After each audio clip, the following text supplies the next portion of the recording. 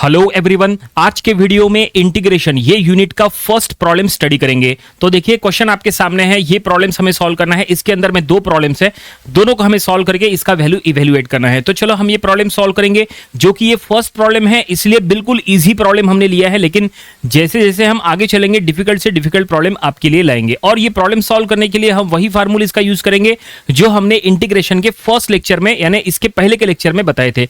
इसके पहले के लेक्चर में हमने इंटीग्रेशन के टोटल 60 प्लस फार्मूलेज बताए थे।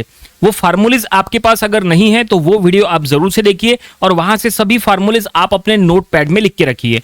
वो वीडियो का लिंक हमने आज के वीडियो डिस्क्रिप्शन में दे दिया है। तो चलो फाइनली अब हम ये प्रॉब्लम सॉल्व करेंगे। इनका वैल्यू हमें इवेल्युएट करना है। देखो फर्स्ट में क्या लिखा है, इवेल्युएट इंटीग्रेशन। यहाँ पे ये देखो, ये इंटीग्रेशन का सिंबल है। इंटीग्रेशन ब्रैकेट के अंदर है x to the power m plus m to the power x plus m to the power m dx। और सेकंड भी बिल्कुल उसी तरह से है लेकिन एक्सपोनेंशियल के फॉर्म में है, वो भी हम करेंगे। लेकिन चलो पहला प्रॉब्लम सॉल्व करेंगे, इसका वैल्यू इवेल्युएट करेंगे। तो यहाँ पे हम सॉल्व करना स्टार्ट करेंगे।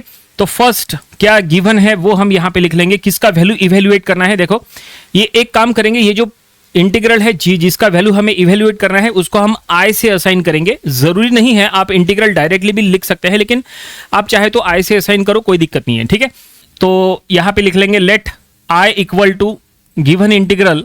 तो क्या दिया है integral, that is x to the power m plus m to the power x plus m to the power m into dx। तो ये देखिए, इसको हमें इंटीग्रेट करके इसका वैल्यू हमें इवेल्युएट करना है। और ये है integration with respect to x।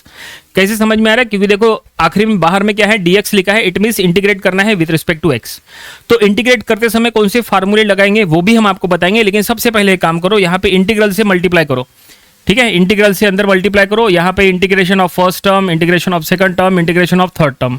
लेकिन जब आप इंटीग्रेशन से मल्टीप्लाई कर रहे हैं तो इधर से आपको dx से भी मल्टीप्लाई करना है, अंदर के तीनों टर्म्स को dx से भी मल्टीप्लाई करना है। ठीक है, तो देखो मल्टीप्लाई करने के बाद फाइनली ये क्या बनता है, तो ये ऐसा बनेगा I integral that is x to the power m। देखो फर्स्ट टर्म का integration into dx plus integration m to the power x into dx plus m to the power m integration dx। तो ये जो हमने multiply किए हैं इसमें क्या समझ में आ रहा है, इसमें क्या कुछ अलग है। अलग ये है कि फर्स्ट टर्म को जब हमने मल्टीप्लाई किया तो x to the power m का टर्म अंदर है, यहाँ सेकंड इसमें m to the power x का टर्म वो भी इंटीग्रल के अंदर है।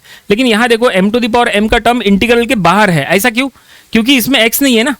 ये जो m to the power m है इसमें x है क्या, नहीं। हमें इंटीग्रेट करना है विद रिस्पेक्ट टू x। तो जिसमें x रहेगा वही टर्म इंटीग्रल के अंदर रहेगा, जिसमें x नहीं रहेगा वो कांस्टेंट हो जाएगा। और अगर वो कांस्टेंट रहेगा तो वो इंटीग्रल के बाहर लिख दो, सिंपल सी बात है। इसलिए हमने m to the power m बाहर रखे। और अब इसको इंटीग्रेट करना है तो कौन से फार्मूलेज लगाएंगे। देखो फार्मूलेज जैसा हमने कहा था, जो हमने लेक्चर 1 में बताए थे। चलो आपको वो फार्मूलेज बता देते हैं कि क्या थे वो फार्मूलेज। देखो ये फार्मूलेज, ये देखिए, ये है वो फार्मूलेज जो हमने लेक्चर 1 में बताए थे। काफी सारे हैं, 60 प्लस फार्मूलेज है। ये फार्मूलेज सारे पता होना चाहिए आपको। ये देखिए यहां तक फार्मूलेज है। ठीक है, तो अभी हमें कौन सा फार्मूला यूज करना है, देखो अभी हम आपको बताना चाहेंगे कौन सा फार्मूला अभी हम यूज कर रहे हैं। तो अभी आज के वीडियो में हम ये फार्मूला यूज करने वाले हैं। ठीक है, ये फार्मूला भी हम यूज करने वाले हैं। देखो ये फार्मूला यूज होने वाला है। ठीक है, अभी और कौन सा फार्मूला है, ये वाला फार्मूला नंबर 5, इसका भी हम यूज करने वाले हैं। तो ये सभी फार्मूलेज का अभी यहाँ पे यूज है। तो देखो x to the power n का formula, e to the power x का फार्मूला और a to the power x का फार्मूला। ये फार्मूलेज हम उधर लिख लेते हैं वो स्लाइड में। तो ये फर्स्ट लेक्चर आप जरूर से देखिएगा, इसका लिंक हमने आज के वीडियो डिस्क्रिप्शन में दे दिया है जैसा हमने कहा था। चलो वो फार्मूलेज हम यहाँ पे लिखते हैं। क्या थे वो formulas, integration of x to the power n dx, ये होता है x to the power n plus 1 by n plus 1, ये पहला फार्मूला, प्लस c यानी इंटीग्रेटिंग कांस्टेंट। दूसरा formula e to the power x dx, ये होता है e to the power x का integration e to the power x खुद plus c। Then इसके बाद है a to the power x dx, इसको इंटीग्रेट करना है तो ये होता है a to the power x by log a। ठीक है, प्लस c। ये देखिए ये फार्मूलेज का हमें यहाँ पे यूज करना, ये फार्मूलेज है जो हमने आपको बताया। चलो अब इसका 1 बाय 1 यूज करेंगे।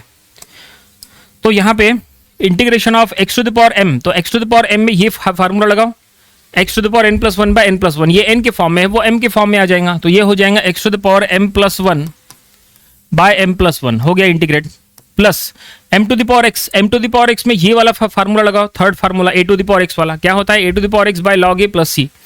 तो हम यहाँ पे लिख लेंगे m to the power x by log of m plus सी, सी हम आखिरी में लिखेंगे, तीनों के लिए अलग अलग सी लिखने की जरूरत नहीं, एक ही सी लिखना है, इंटीग्रेटिंग फैक्टर, ठीक है।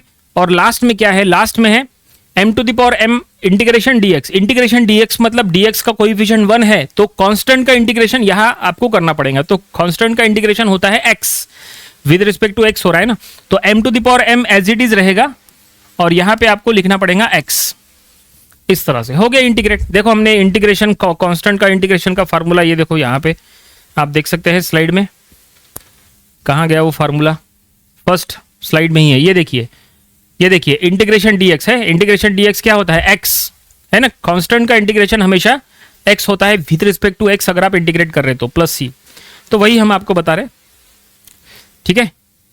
तो कहा गया वो स्लाइड, यस, तो यहाँ पे x आ गया, बस यहाँ पे हमने इतना, अब यहाँ तक हमने सॉल्व किए, चेक करो क्या इसको और कुछ सॉल्व करने की जरूरत है, क्या यहाँ पे कुछ रिड्यूस होगा, क्या कोई टर्म कैंसिल वगैरह होगा, कुछ नहीं होगा, कुछ नहीं होगा, तो इसको यहीं पे स्टॉप करो, यही हमारा फाइनल आंसर है, प्रॉब्लम यहीं पे समाप्त हो गया, फिनिश, यही हमारा आंसर है, पहला प्रॉब्लम सॉल्व हो गया, समझ में आया, सिंपल। चलो आगे बढ़ते हैं, फर्स्ट प्रॉब्लम हो गया, सेकंड प्रॉब्लम की तरफ चलते हैं। अगर सेकंड प्रॉब्लम, अगर आपको फर्स्ट में कोई डाउट था तो सेकंड में क्लियर हो जाएगा, तो देखो सेकंड में क्या फार्मूला लगेगा और किस तरह से सॉल्व हो गया। तो सेकंड में क्या लिखा है, देखो इसका वैल्यू हमें इवेल्युएट करना है, इवेल्युएट करना मतलब फाइंड आउट करना, ठीक है। तो क्या लिखा है, इंटीग्रल ब्रैकेट के अंदर है e to the power x plus x to the power e plus e to the power e, बिल्कुल उसी से मिलता जुलता फार्मूला यहाँ पे यूज होगा। तो चलो इसका वैल्यू हमें इवेल्युएट करना है, तो सबसे पहले गिवन इंटीग्रल को i ले लेंगे, so let i equal to, देखो i से असाइन करना कंपलसरी नहीं है, चॉइस आपकी है, या तो आप i से असाइन करो या तो कोई और अल्फाबेट यूज करो, या तो नहीं किए तो भी चलता है, डायरेक्टली अब भी आप इसका वैल्यू निकाल सकते हैं, जैसे लेफ्ट हैंड साइड में आपने इसको ले लिए और राइट हैंड साइड के लिए आपने फिर आंसर निकाले, वो भी चलता है। तो ये पूरा इंटीग्रल हम यहाँ लिख लेंगे, let i equal to given integral क्या है, e to the power x plus x to the power e plus e to the power e into dx, बिल्कुल इसी तरह से जैसे ऊपर में था, ठीक है, ओके। तो अब देखो ये कैसे इंटीग्रेट होता है, तो जैसा हमने कहा था यहाँ पे हमने जैसे इंटीग्रल और dx से मल्टीप्लाई किए थे, यहाँ पे भी करो, तो ये हो जाएगा integration of e to the power x dx, पहले टर्म को मल्टीप्लाई कर लिए, plus integration of x to the power e dx। तो देखो यहाँ पे x की टर्म्स जो है वो इंटीग्रल के अंदर है, क्योंकि integration with respect to x है ना, इसलिए x की टर्म इंटीग्रल के अंदर है।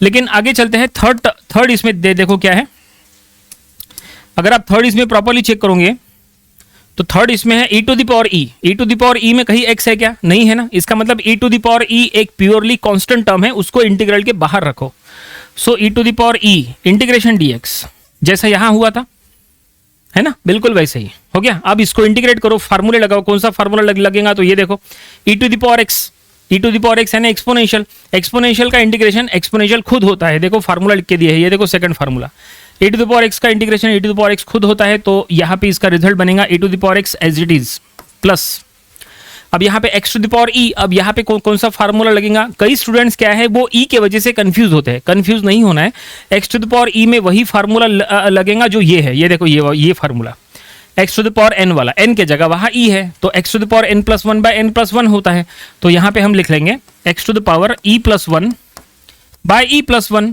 जैसे यहाँ पे x to the power m plus 1 by m plus 1 हुआ, बिल्कुल उसी तरह से, ठीक है, plus e to the power e, constant है तो बाहर रहेगा, इंटीग्रेशन dx, कांस्टेंट का इंटीग्रेशन क्या होता है with respect to x, x होता है, तो हम यहाँ लिख लेंगे इनटू x, जैसा हमने यहाँ पे किए थे। देखो अब चेक करो क्या इसको और सॉल्व किया जा सकता है, क्या ये रिड्यूस होगा, क्या इसमें कुछ कैंसिल वगैरह होगा, कुछ नहीं होगा, तो ये आपको यहीं पे स्टॉप करना पड़ेगा। और फाइनली ये हमें रिजल्ट मिल चुका है, इसको आगे सॉल्व करने की जरूरत नहीं है, जो वैल्यू इंटीग्रल का वैल्यू इवेल्युएट करने के लिए कहा था हमने इवेल्युएट कर लिए, और ये फर्स्ट इसका आंसर ये है, सेकंड इंटीग्रल का ये आंसर है, और फाइनली प्रॉब्लम यहीं पे कंप्लीट हो गया।